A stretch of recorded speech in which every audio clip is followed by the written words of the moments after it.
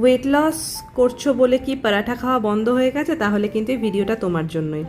কারণ আজকে আমি এনেছি স্প্রাউটস পরাঠা। তার জন্য আমি আগের দিন ভিজিয়ে রাখা পরাঠাকে স্প্রাউটসকে নিয়ে নিয়েছি এবং সেটাকে মিক্সিতে পেস্ট করে নেব। মিক্সিতে পেস্ট করার জন্য আদা, লঙ্কা, ধনেপাতা সমস্ত কিছু দিয়ে একটু দরদরা করে মিক্সিতে পেস্ট করে নিয়েছি এবং হালকা নুন, মশলা, নিজেদের পছন্দ মতন মশলা সমস্ত কিছু দিয়ে এটাকে ভালো করে মিক্স করে নেব।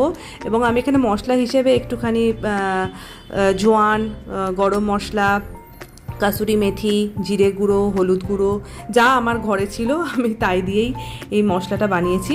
প্রয়োজন মতন জোয়ার আটা অথবা বাজরা আটা অথবা নর্মাল আটা যদি থাকে নর্মাল আটা এবং সুজি দিয়ে ভালো করে একটা আমরা ডো বানিয়ে নেব।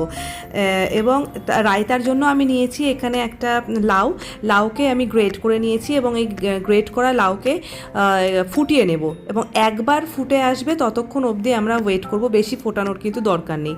জলটা ছেঁকে রেখে দেবো, জলটা আমি ঢালে দিয়ে দিয়েছিলাম, জলটা রেখে দেবো কারণ লাউয়ের সব কিছুই ভালো, লাউয়ের জলটাও ইনফ্যাক্ট ভালো, জলটা ফেলবে না। এবার ছেঁকে নিয়ে এটাকে আমি রায়তা বানাবো, দই মিক্স করব এবং এই দইয়ের মধ্যে নিজেদের পছন্দ মতনই দিতে পারো, টেস্ট অনুযায়ী, পছন্দ অনুযায়ী। তো আমি এখানে বেশি কিছু না, যা ওই ঘরে ছিল সব কিছু, একটুখানি ভাজা জিরেকে ভেজে গুঁড়ো করে নিয়ে আমি দিয়েছিলাম।